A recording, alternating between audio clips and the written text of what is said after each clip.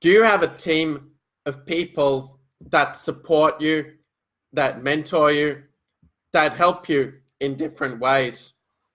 Hey, I'm Grandmaster Max Illingworth, and in this video, I want to talk a little bit about how having the right tribe, the right community, really helped me a lot to improve a lot through my chess in the different stages of my chess career.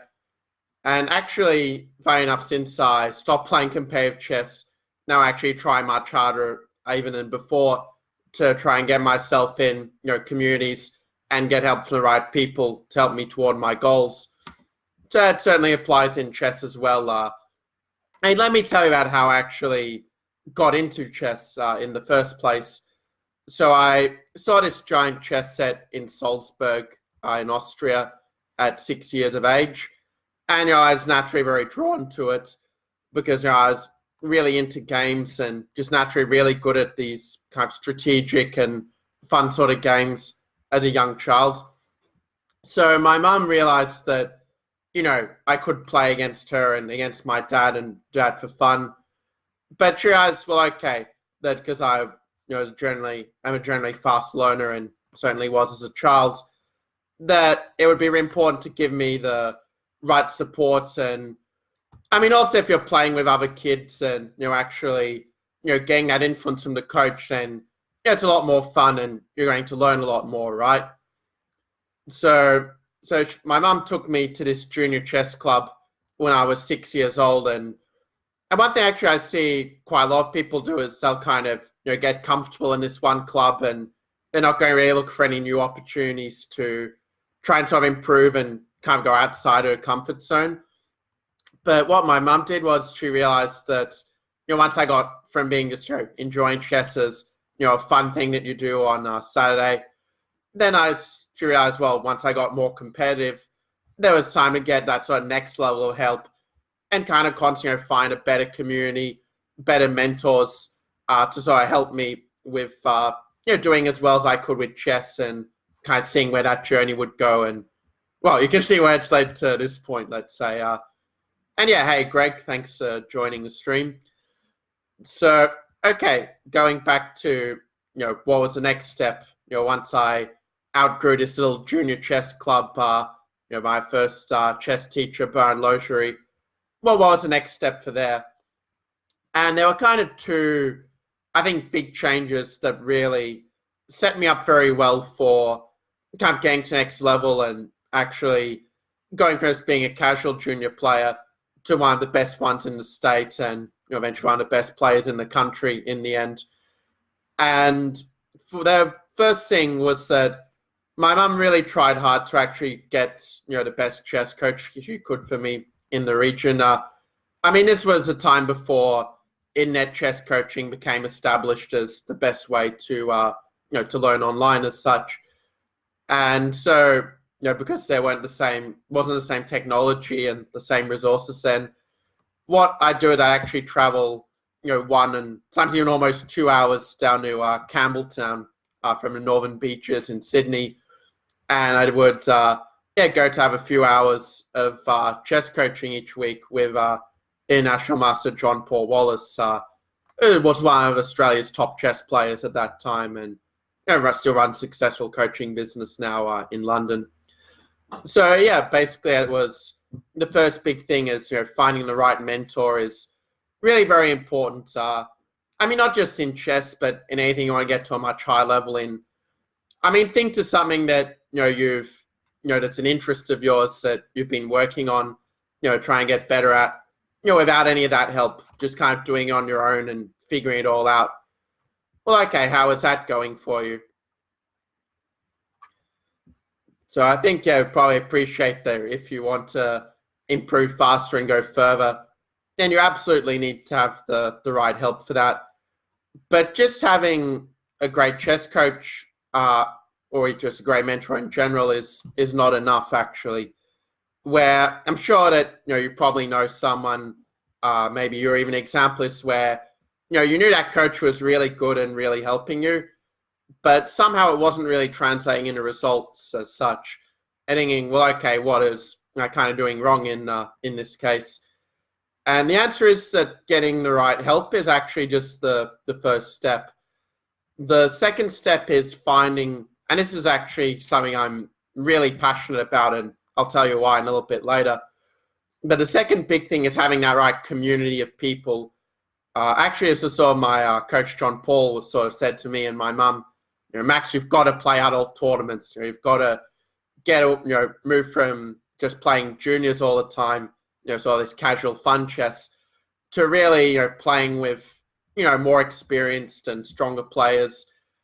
I mean, it's not like, you probably know this saying that, the 5 people you hang out with, you hang out most often, your income will be within 20% of the average of these 5 people.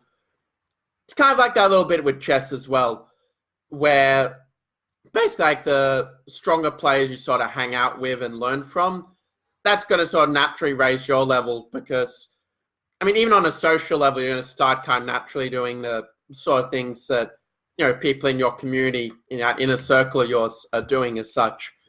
So, for example, that's why it was so great for me to join Manly Warringah Leagues Club, that adult chess club at first, and a little bit later North's Chess Club, which I'm actually still a member of. I actually just visited them earlier this week to see how they were going. So they're very close to my heart. And it's thing, as a young kid, I mean, when you're at school, the other kids, you might pick up some bad habits and there might be a risk of some bad influence potentially from that environment. I'm not saying it's true for everyone, but there was some truth in that for me. But actually, when you're sort of, say, tuning with like lots of adults, then you're going to kind of pick up a lot of things, like even without somebody telling you directly.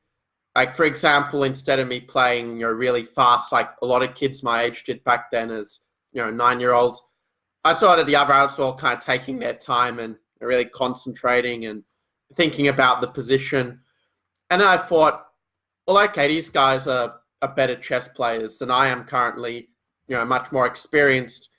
So obviously they kind of know something that I don't. And actually, it's a belief I still have to this day that, everyone, in this world, knows something like, there's something I can learn from them, just from talking to them and observing as such.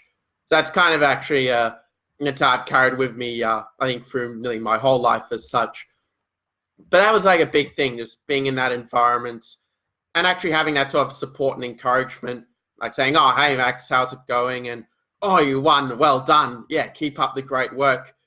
So obviously that kind of motivated me a lot more to kind of work harder and to actually do the things that my coach was telling me to do as such, like solving the tactics puzzles, writing down my clock times for my games. Like all these little tips. I could go on for hours about this sort of thing, and well, actually, we're probably going to it at some point when I launch some of my really awesome projects. But yeah, that's sort of the thing. Like basically, to summarize this video, the key lies in having the right help, and not just having the right help from the right people, but having the right community there to sort of back you and kind of say if you're struggling with something, like say for example, oh, I was winning in this game and then I just kind of lost control and suddenly lost from here. I don't really know like what I did wrong or how to approach that situation differently. Well, that's where community can come in, where for example, let's say learning from someone who's like 10 levels ahead of you, as I might be depending on your situation, because learn from someone who's maybe it's like one step ahead, but they say, oh yeah, I had this sort of challenge just a month ago, and I found this really cool little trick to overcome that. And maybe that's something that can work for you. You can kind of actually pick other people's brains and get ideas from that. And I think that's something that is really the reason why I'm very passionate about this Facebook group I created in the last few months. I should say, actually, this isn't purely my group.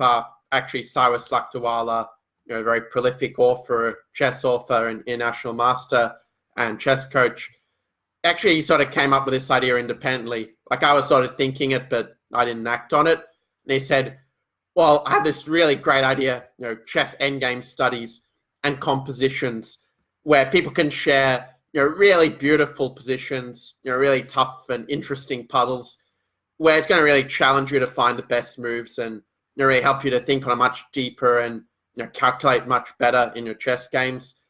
But the thing is, he didn't know how to create the group on Facebook, and I did. So I kind of said, okay, this is a really great idea. I really believe in it. So I'll create the group for you. You can both be admins, and we'll sort of take it from there. And actually, that example itself is a good example of how getting the right help can really make a big difference. Because Cyrus is a very talented guy, as a lot of you know. But for all of us, there'll be kind of certain skills that we haven't developed yet. I mean, this is just as true for myself. So sometimes kind of the better question might be, how can I learn this? Can actually be, well, who can kind of do this for me, or who can I learn this from? And I think one of the best answers to that question is this Chess Endgame Studies and Compositions group I created. It's absolutely free. So I mean, you can invite yourself to join, and there's no risk for you for this, but you're going to really get a lot of great content out of it. Just so many puzzles. Actually, it was funny. Like last night, I was having trouble sleeping, so I just put up 100 of these nice endgame studies I found, just so I could rest for the night. I was that excited about my different chess visions. So yeah, if you have any questions, feel free to say in the comments below. And yeah, I really look forward to seeing you in this Chess Endgame Studies and Compositions group.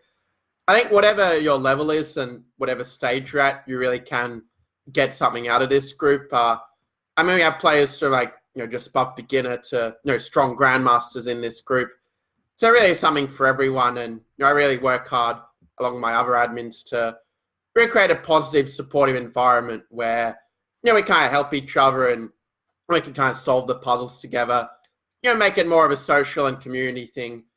Because I think that in general you probably learn more and and learn better when you're kind of having fun at the same time, right?